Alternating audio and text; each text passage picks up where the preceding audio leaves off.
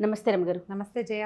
ఒక ఊర్లో శ్రీనగరం అనే ఊళ్ళో ఒక విలాసపురం అని ఒక పెద్ద మహారాజ్యం ఉందట. ఈ శ్రీనగరం అనే దేశంలో విలాసపురం అని మహారాజ్యం. ఈ విలాసపురానికి ఒక రాజుగారు ఉండేవారు.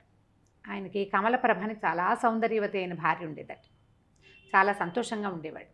కొంచెం 45-47 ఇయర్స్ వచ్చేసరికల్లా ఆయనకి కొంచెం వృద్ధాప్యపు సూచనలు కనపడేవి మొహం మీద. జుట్టు కొంచెం తెల్లబడింది, ముంగురులు తెల్లబడతాయి. చాలామందికి ముందు జుట్టు తెల్లబడుతుంది కదా. ఆయన అద్దం చూసుకున్నప్పుడల్లా ఆయనకి బెంగొచ్చేది. ఏమిటి ఇలా ముసలాండి అయిపోతున్నాను నేను? ఈ ముసలి మొహంతో భార్యను సమీపించడానికి సిగ్గుగా ఉండేది ఆయనకి. భార్యాభర్త ఓ ఇంట్లో ఉండరు రాజులు. ఆవిడ అంతఃపురం వేరు, ఈయన భవనం వేరు. ఈయన 2 రోజులకి, రోజు విడిచి రోజు 3 రోజులకు ఒకసారి ఆవిడ దగ్గరికి వెళ్తూ ఉండేవారు. అలాగే జరిగేవి అప్పట్లో. ఈ వ్యవహారంలో ఆ భార్యను చూడడానికి ఆయనకి సిగ్గుగా ఉండేది. ఎవరైనా ఈ ముదిమిని పోగొట్టే వైద్యుడు దొరుకుతాడా అని ప్రయత్నం చేసేవారు. ప్రయత్నం చేసే మంత్రులంతా ముదిమి వయసుతోటి వస్తుంది, ఇవాళ మీరు పెద్దవాళ్ళైతే మీకంటే 10 ఏళ్ళు చిన్నదైన రాణిగారు ముసిలిది అవ్వదు, ఆవిడే అవుతుంది సహజంగానే. అయినా కూడా ఈయనకి కొంచెం దిగులుగా ఉండేది, ఎప్పుడు అద్దం చూసుకుంటూ ఉండేవాడు. అయితే ఏమైందంటే రాజుగారికి ఇలాంటి ఉద్దేశాలు ఉన్నాయని తెలుసుకుని అజరుడు అనేటువంటి ఒక డాక్టర్, ఒక వైద్యుడు, భిషగ్వరుడు అని రాస్తారు, ఆయన ఏమన్నాడంటే మీ ముదిమిని పోగొట్టేస్తాను నేను అన్నాడు. అనేసరికల్లా ఆయన చాలా ఉత్సాహం వచ్చింది. ఏం చేయమంటావు చెప్పు, ఏం కావాలి, దీనికి పులిపాలు కావాలా, సింహం పాలు కావాలా, ఏనుగు దంతం కావాలా అన్నీ అడిగాడు. ఆయన అన్నాడు ఏం అక్కర్లేదు, మీరు ఒక 6 నెలలు భూగృహంలో ఉండాలి ఏకాంతంగా, నేను ఒక్కడే చూస్తాను మిమ్మల్ని, నేనే మీకు వైద్యం చేస్తానన్నాడు. అవన్నీ ఎక్కడ కుదురుతాయి అలా రాజు ఒప్పుకున్నాడు, ఎగిరి గంతేసి ఒప్పుకున్నాడు. మంత్రులంతా అన్నారు ఎందుకు వచ్చిందండి, అది చాలా కష్టము, పైగా ఈ 6 నెలలు ఏకాంతంగా ఉంటూ వాడు ఏం చేస్తాడో మాకు నమ్మకం లేదంటే. ఆయన ఒప్పుకోలే. భార్యకి చెప్పాడు, సైన్యాధిపతులకి, వారికి వీరికి అందరికీ చెప్పాడు, నేను యవ్వనవంతున్నై తిరిగి వస్తాను, 6 నెలల పాటు రాజ్యాన్ని బాగా చూడండి అన్నాడు. ఈ అజరుడు ఏం చేశాడు, ఈయనకి ఒక పెద్ద పాతాళ గృహం నిర్మింపజేశాడు, తన దగ్గరే ఉన్నాడు. ఈ పెద్ద రాజభవనం కింద అడుగున సెల్లార్ లాంటిది లోపలికి నిర్మించి రాజుగారు ఒక్కడే ఉంటాడు. ఒక్క సేవకుడితోటి మంచి ఈయన వస్తాడనమాట, రాజవైద్యుడు ఒక సేవకుడు తీసుకుని రోజు వచ్చి ఆయనకి ఏవో మందులు రాసి మొహానికి పూసి ఫేస్ ప్యాక్లు అవి వేసి చేస్తాడు. ఆయన ఒక్కడే వస్తున్నాడు. 2 నెలలు గడిచినాయి. రాజుగారు అద్దం చూసుకుని ఇంకా ముసలి మొహం పడి, ఇప్పుడు ఏమైంది ఆయనకి, ఏకాంతము, ఒంటరిగా ఉండటము, రాజ్యం ఏమైపోతుందో అని దిగులు, తొందరగా యంగ్నెస్ వస్తుందో రాదో అన్న బెంగ, వీటితో పాటు రోజు రోజుకి పెరిగే వయసు ఒక పెరుగుతుందిగా, 2 నెలలు పెరిగితే 2 నెలలు పెరిగినట్టే. ఈయన ఇంకా తగ్గట్లేదు, ఇంకా ఇదైపోతున్నాను అదైపోతున్నాను అంటే ఏమీ లేదు, త్వరలో వస్తుంది, అలా వస్తుంది, ఇలా వస్తుంది అని చెప్పేవాడు. ఈ 2 నెలల్లో ఈ అజరుడు ఏం చేశాడంటే రాజుగారంతా ఎత్తు పొడుగు ఉండి కాస్త అటు ఇటుగా మొహకవళికలు రాజుగారిలాగా ఉన్నవాడి కోసం వేటాడాడు రాజ్యం అంతా. 3 నెలలు తిరిగేసరికి ఒకడు దొరికాడు. రాజంతే ఎత్తు పొడుగు, అంతే మనిషి, అంతే లావు, తర్వాత మొహం అది దాదాపుగా అలాగే ఉంది షేపు. రాజుకి 48-49 సంవత్సరాలు వచ్చినాయి. వీడు ఒక 25 ఏళ్ళవాడు, బిగువుగా ఉంటుంది స్కిన్ అది కదా. సరే ఏం చేశాడు, 3 నెలలు తిరగగానే రాజుగారిని సంహరించి సముద్రంలోకి తోసేశాడు. ఆ ప్లేస్లోకి తను ఏ కుర్రవాడిని అయితే రాజు లాగా ఉన్నవాడిని పట్టుకున్నాడో వాడిని ప్రవేశపెట్టాడు. వాడికి ఏం చెప్పాడంటే నువ్వు రాజు అవుతావు, హాయిగా మహారాణి కమలప్రభతోటి జీవితాన్ని గడుపుతావు, ఈ రాజ్యమంతా నీది, నేను చెప్పినట్టు చెయ్యి చాలు అని చెప్పి అతన్ని లోపల ఉంచి రోజు ఒక మంత్రిని, ఒక సైన్యాధిపతిని, ఒక్కొక్కరిని, రాజుగారిలో మార్పు వచ్చింది, ఆయన కుర్రవాడిగా తయారయ్యాడు రండి అని తీసుకొచ్చేవాడు.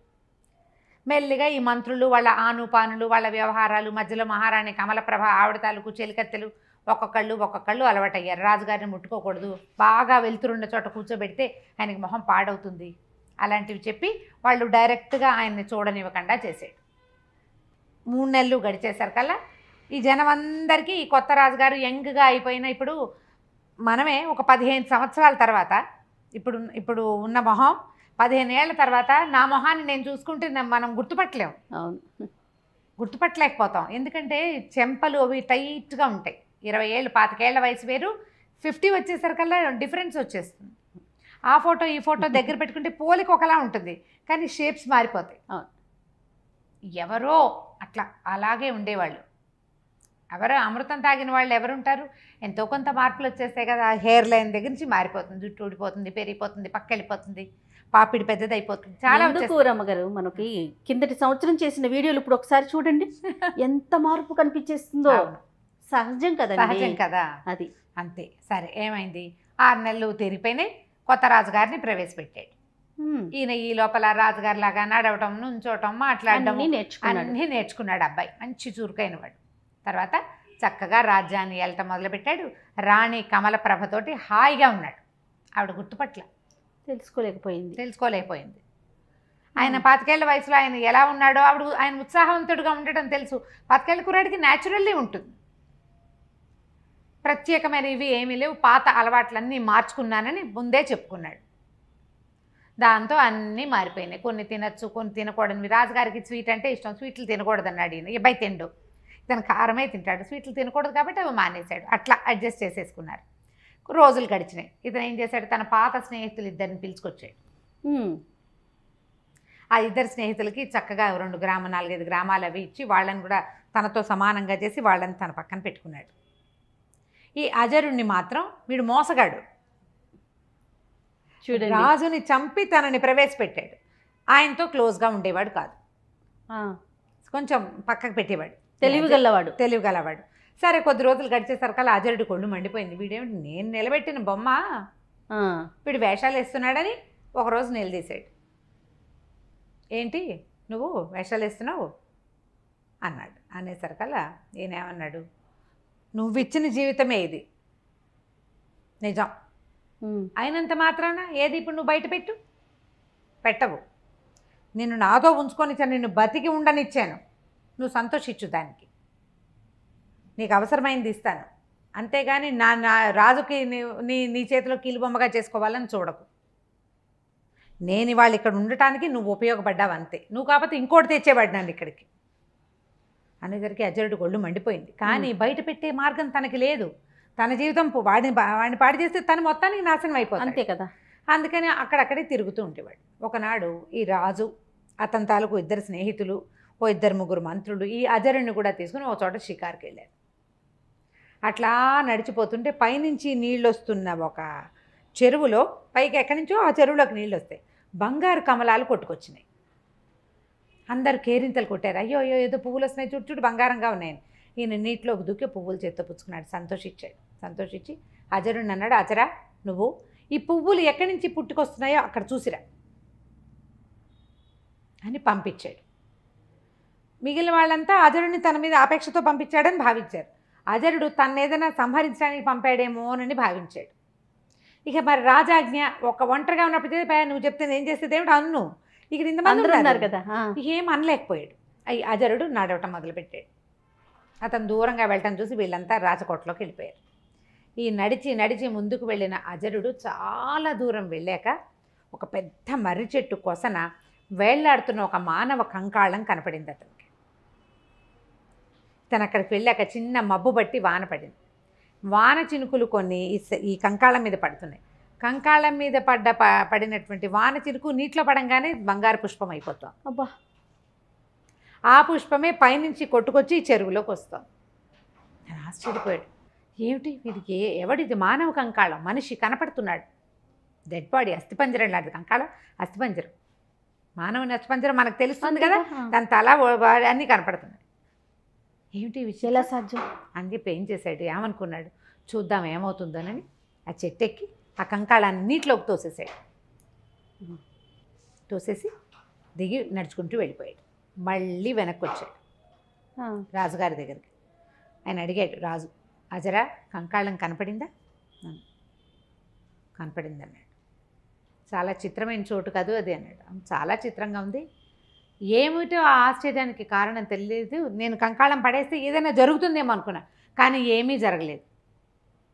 ముందు మాత్రం నేను చూశాను, దాని మీద నుంచి పడినటువంటి నీటి బిందువులన్నీ బంగారు పువ్వులు అయిపోయినాయి. అవి కొట్టుకొస్తున్నాయి, ఎటు పడితే అటు కొట్టుకెళ్ళిపోతే ఒకటి మన ఊళ్ళోకి వస్తుంది అనేసరికల్ ఇతను చెప్పాడు, ఆ కంకాళం నాదే, నా పూర్వ జన్మ అది. రాజభోగాలు ఆశించి విపరీతంగా తపస్సు చేశాను. మరణించిన తర్వాత నాకు ఈ రాజుగా ఈ రకంగా ఇలాంటి అవకాశం ఇచ్చింది విధి. నీటిలోకి తోసి మంచి పని చేసావు. నా పూర్వజన్మలో స్నేహితులే నేను తీసుకొచ్చిన నా సన్నిహితులు ఇద్దరు. నేను అప్పుడు చేసినటువంటి తపస్సు యొక్క ఫలితము ఇప్పుడు రాజుగా ఈ రకంగా అనుభవించేందుకు నాకు అవకాశం లభించింది. ఎవరైనా సరే వ్యక్తుల సహాయం, నేను సహాయం చేస్తేనే వీడు పెద్దవాడయ్యాడు అని చెప్పుకోకూడదు. మనం ఒక కారణం అవుతాం. వాడు ఉచ్చ స్థితిలోకి వెళ్ళాలని వాడు ఇక్కడ రాసుకుని వస్తాడు. దానికి సరిపడా క్రియ ముందు జన్మలో చేసి వస్తాడు. దీనికి వ్యాజం కారణం మనం అవుతాం. నువ్వు ఆ కారణాన్ని అయ్యావు వజరా, అంతకంటే ఏదీ లేదు. అక్కడ కంకాళం ఉందని దాన్ని స్పృశించే బంగారు కమలాలు వస్తాయని నాకు తెలుసు. నేను చేసిన తపస్సు యొక్క ఫలితం అది అని చెప్పాడు. ఆ తర్వాత అజరుడు ఇంకా రాజుని గురించి మాట్లాడటం మానేశాడు. ఇతనికి ఏం దొరికింది? తనని నమ్మిన మహారాజుని సంహరించి ఒక కొత్త వాడికి రాజు అయ్యేందుకు అవకాశం ఇచ్చే ఇది వీడి విధి. ఆ తర్వాత అంతకుముందు మామూలు వైద్యుడు, ఇప్పుడు రాజవైద్యుడు బాగా సంపాదించుకుని హాయిగా ఉంటున్నాడు. వీడి సంపాదన ఇలా పెట్టాడు దేవుడు. దేవుడు అంటే విధి. ఇవన్నీ కూడా మనం ముందు చేసుకుని వస్తాం. అందుకు ఇప్పుడు సరి అయిన క్రియ చేయి. ఈ జీవితంలో మనకి ఏం చెప్పబడిందో, మనం ఏ ధర్మాన్ని అనుసరించాలని మన పూర్వులు పెద్దవాళ్ళు మన ధర్మం ఏది మనకి బోధించిందో అది చెయ్యి. ధర్మేతర కార్యాన్ని చేయొద్దు. ధర్మానికి అమెండ్మెంట్స్ చాలా ఉంటాయి. ఆ అమెండ్మెంట్ తెలుసుకో. నువ్వు ఇది చేయలేకపోతే దానికి తగింది చెయ్యి. అబద్ధం చెప్పద్దు. నువ్వు అబద్ధమే చెప్పాల్సి వస్తుంది. అప్పుడు మౌనంగా ఉండు. అదేదో పూజ చేయాలి, రోజు నిత్యము ఆరాధన చేయాలి. నువ్వు చేయలేవు. పొద్దున్న లేచి సూర్యుడికి దండం పెట్టు. ప్రతిరోజు చిన్న మార్పులు చేసుకోమంటున్నారు, అంతేనండి? అంతే. ధర్మాచరణ ముఖ్యము. నువ్వు సరి అయిన క్రియ చేస్తే నీ తర్వాత జీవితం కూడా సరి అయినదిగా పరిణమించేందుకు అవకాశం ఉంది. నేను కథ చెప్పాను, కానీ మనకి వేమన పద్యాలతో సహా ప్రతిదీ ఇదే చెప్తుంది. అంతే. మనం ఎట్లా మధ్య దొండగింజ పెట్టాం, దొండ మొక్క పెట్టాం, దొండకాయలు కాస్తుంది. చేతి దొండ పెట్టావనుకో ఏం కాయ కాస్తుంది? కూర వండుకోగలమా మనం? చేతి దొండే కదా. అంతే కదా. సరి అయిన విత్తనాన్ని నాటితే సరి అయిన చెట్టు మన విత్తనంలో ఉంది. మనం అది సరి అయిన క్రియ చేయాలి. కుక్రియలు కుకర్మలకి వెళ్ళొద్దు. నేనే గొప్ప, వారు కొంచెం ఒక మంచి పరిస్థితిలో ఉండటానికి దానికి నేనే కారణం అని భుజాలు ఎగరేయొద్దు. భుజాలు ఎగరేయటం కూడా అనవసరమే. ఎందుకంటే వాడు అక్కడ ఉండాలని వాడు రాసుకొచ్చుకున్నాడు. నువ్వు దానికి కారణమయ్యావు. అంతే. కరెక్టే. ఆ మనిషికి కృతజ్ఞత భావం ఉండాలి కదా రమ్మగారు. వాడి కర్మానుభవాన్ని బట్టి వాడికి ఉంటుంది. అప్పుడు మళ్ళీ జన్మలో అతను అనుభవిస్తాడు కదా. వాడి కృతజ్ఞత ఉందనుకో, వాడికి సుకర్మ చేసినట్టు. లేదు, ఇదంతా నాదే క్రెడిట్, నా గొప్పతనంతో నా పూర్వ జన్మతోనే నేను ఈ పరిస్థితిలో ఉన్నాననే భావన ఉందనుకోండి, ఇప్పుడు వాళ్ళు ఖచ్చితంగా మరో జన్మలో వాడు అనుభవించాల్సిందే. అంతే. మన ఆలోచనలు, మన విధానాలు మన తాలూకు భవిష్యత్తుని మరు జన్మని నిర్దేశిస్తాయి. వాటిని సెటిల్ చేసేవి ఇవే. బహుశా ఇలాంటివి ఉండబట్టే ఈ జన్మలో సక్రమంగా ఉండటానికి ప్రయత్నం అన్నా చెయ్యి అని చెప్తారు. అంతే కదా. అంతే. ఇప్పుడు సరిగ్గా ఉంటే కృతజ్ఞతగా ఉండు, భక్తిగా ఉండు, ధర్మపరత్వంగా ఉండు, సాధ్యమైనంత. సహాయం చేయలేకపోతే పోని బాని, కనీసం అపాయం అవతల వాడికి ఇబ్బంది పెట్టకు, అదైనా చెయ్యి. ఇబ్బంది అయినా పెట్టకుండా ఉండాలి. అందుకనే ఈ కథలు చెప్పుకుంటాం మనం. ఖచ్చితంగా అండి, ఖచ్చితంగా ప్రతి ఒక్కరికి తెలియాల్సిన కథలు ఇలాంటివన్నీ కూడా. అంటే మన జీవితానికి సంబంధించిన విషయాలు కదా రమ్మగారు. అద్భుతం, చాలా బాగుందండి. నమస్తే రమ్మగారు. నమస్తే.